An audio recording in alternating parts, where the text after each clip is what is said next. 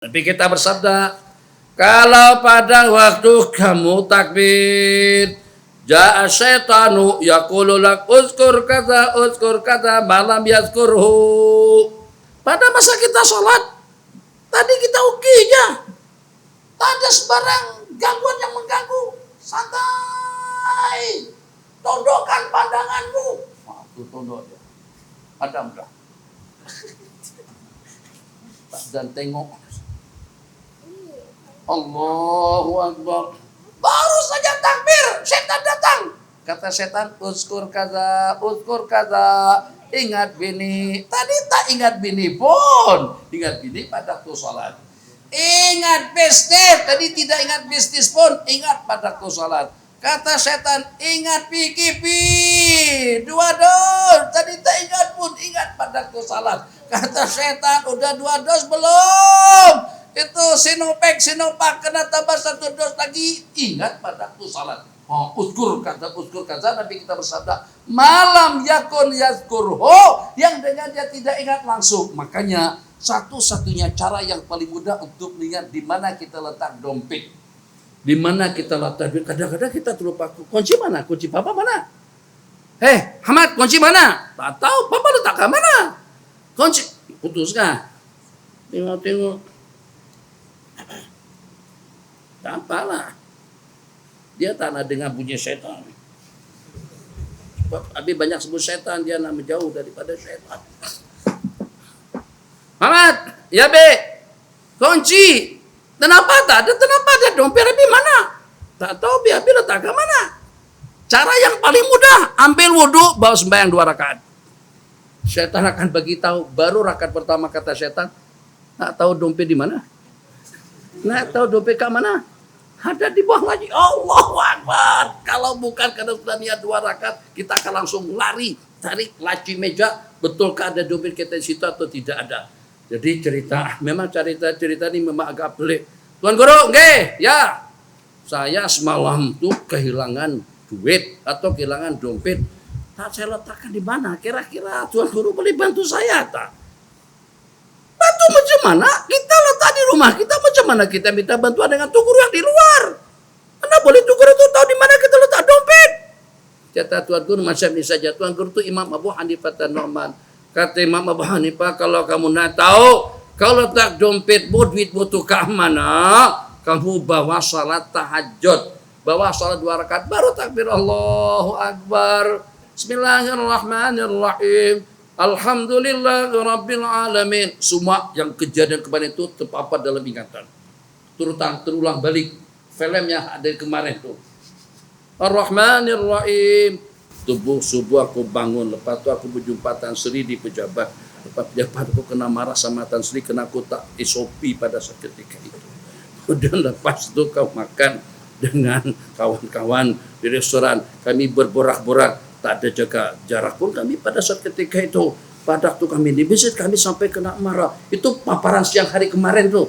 Lengkap, komplit, kena marah. Kenapa? Karena tidak ber-SOP. Tapi pada waktu makan SOP-nya boleh dikatakan hampir tidak ada. Rapat-rapat, dekat-dekat. Tak ada satu pun yang pakai mask pada saat ketika itu.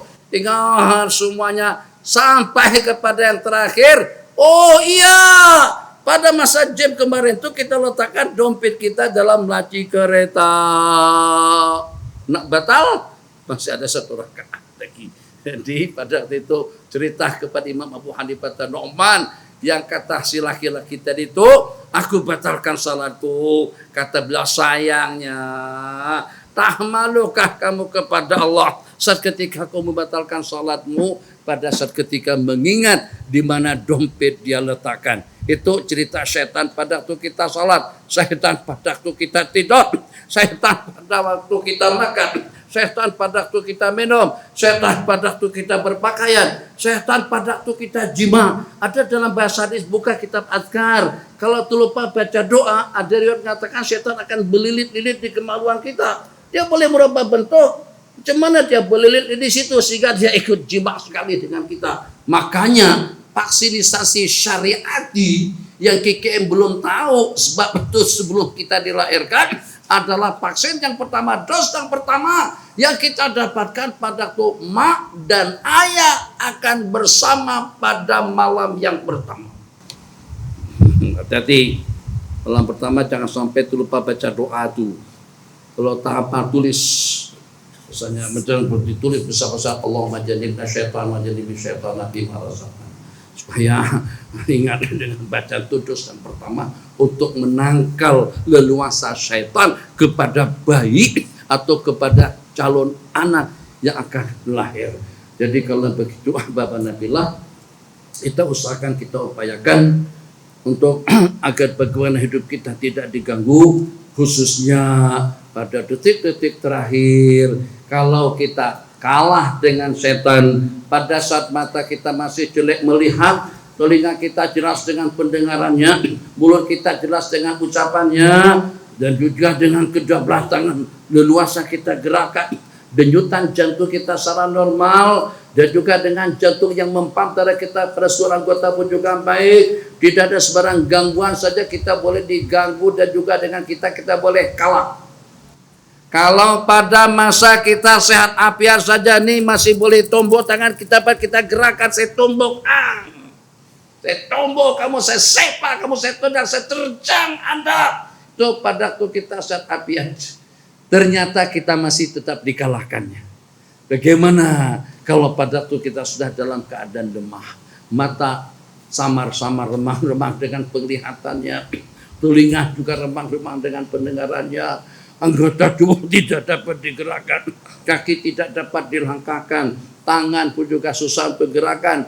Bantuan pernapasan yang pertama itu dengan pipe yang masuk ke dalam lubang hidung dan juga dengan air yang masuk ke dalam tubuhnya. Terus setan dengan leluasanya bukan satu, jamaah majmu'ah, kumpulan himpunan yang tidak terhitung banyaknya, ramainya daripada setan. Tujuan mereka tidak lebih daripada agar bagaimana makhluk ini kembali ke pangkuan Allah, tapi dalam keadaan su'ul khatimah waliyadzubillah. Maka itulah mungkin oleh yang terbaik untuk malam hari ini, agar jangan sampai kita memberikan peluang kepada setan dalam kehidupan kita. Apa saja, mungkin itu dengan minumannya, mungkin dengan perempuannya, mungkin dengan perjudiannya, mungkin dengan perkara-perkara yang terlarang. Insya Allah kalau pada saat dengan kita senantiasa sajidan lillahi jalla jalaluh, sujud manfaatnya pada waktu kita di dunia, sujud manfaatnya pada hari akhirat nanti dengan baginda. Kalau seperti itu, apa yang Nabi kita laksanakan dan apa yang Nabi kita sampaikan, apa yang diwahyukan Allah kepada kita sebagai khaira ummatin, sebagai semulia-mulia umat yang diutus oleh Allah jalla jalaluh, jangan sampai kita melupakan detik-detik tadallul. Cara yang paling ideal, kumpul kita di stadium, cari dataran bebas yang di situ hanya orang-orang Melayu saja yang berkumpul, bermunajat, melutut, menangis, memohon, meminta istighfar sampai terbit matahari, sampai naik matahari dengan terik yang panas. Tetap juga kita meminta, memohon. Ya Qayyum, ya Qayyum, ya Hanan, ya Manan, ya Badi'as samawati wal ardi, ya Dzal jalali wal ikram. Tasbih, takbir, takbir, zikir, salawat. Allah akan mengesihani kita dalam keadaan seperti itu.